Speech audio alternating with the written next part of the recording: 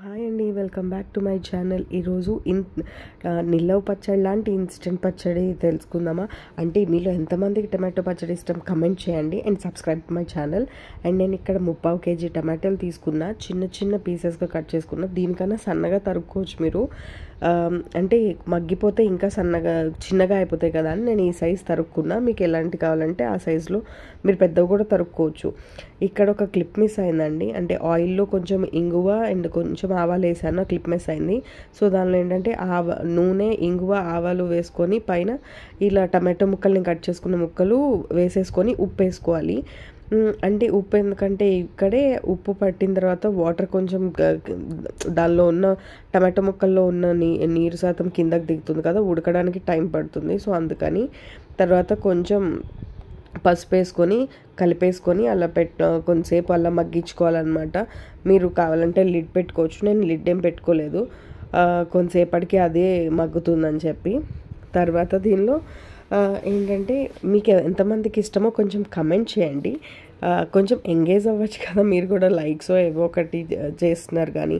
And దీనిలో కొంచెం నేను చిన్న నిమ్మకాయ సైజ్ అంత చింతపండు వేసుకున్నాను అండి, అది కూడా కడిగి వేసుకున్నాను. ఎందుకంటే బయట కొన్న వాటిల్లో కొంచెం కడగకుండా వేస్తే మట్టి అలా ఉంటుంది కదా, సో అందుకని కడుక్కొని వేసుకోండి. ఇది నానపెట్టుకొని కూడా వేసుకోవచ్చు, కాకపోతే ఈ టమాటో ముక్కల్లో ఉడికితేనే దాని రుచి ఇలా మగ్గిపోతుంది అనమాట దగ్గరికి. చూడండి, దీని తర్వాత నేను ఆవా మెంతి పొడి నా దగ్గర ఉంది కొట్టుకున్నది, అందుకని ముందే కలుపుకొని పెట్టుకున్నాను అనమాట. దానిలో నేను ఒక స్పూన్ అండ్ హాఫ్ వేసుకున్నాను నేను ఇక్కడ. దీన్ని కలుపుకోవాలి. దీని తర్వాత మనం ఏంటంటే కారం, అంటే నాకు దాదాపు ఫస్ట్ 4 స్పూన్స్ వేసాను నేను కారము, నాకు సరిపోలేదు. లాస్ట్లో కూడా నేను ఇంకో 2.5 స్పూన్స్ యాడ్ చేశాను అనమాట. మీ కారం ఎక్కువ కారం అయితే మీకు 4 స్పూన్స్ సరిపోతుంది, కారం కొంచెం తక్కువ కారం అయితే కనుక కొంచెం ఎక్కువ పడుతుంది. ఎందుకంటే చింతపండుకి మనం వేసిన కారం సరిపోకపోతే మళ్ళీ పడుతుంది అన్నమాట. సో మీరు ముందు ఆల్రెడీ ఉప్పు వేసేసుకున్నాం కాబట్టి మళ్ళీ ఉప్పు వేసుకోకర్లేదు, అది సరిపోతుంది. సరిపోకపోతే కనుక కొంచెం ఉప్పు యాడ్ చేసుకోండి, ఇలాంటి టైంలోనే సరిపోతుంది. అంటే నేను రాళ్ళు ఉప్పు యూస్ చేశాను కాబట్టి నాకు ఎగ్జాక్ట్గా సరిపోయింది.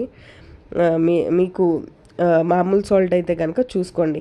ఇదంతా దగ్గర పడిన తర్వాత నేను ఇది మిక్సీ పట్టేసుకుంటున్నా. ఇలాగే కూడా ఉంచేసుకోవచ్చు పోపు వేసుకొని, కాకపోతే కొంతమందికి ముక్కలుగా ఇష్టము. నాకు ఇది కొంచెం పేస్ట్గా చేసి పోపు వేసుకుంటే చాలా బాగుంటుంది. ఇది కొంచెం ఒకసారి మొత్తం అంతా మిక్సీ పట్టేద్దాము. మిక్సీ పట్టేసిన తర్వాత మనం ఇంగువ పోపు వేసుకుందాము.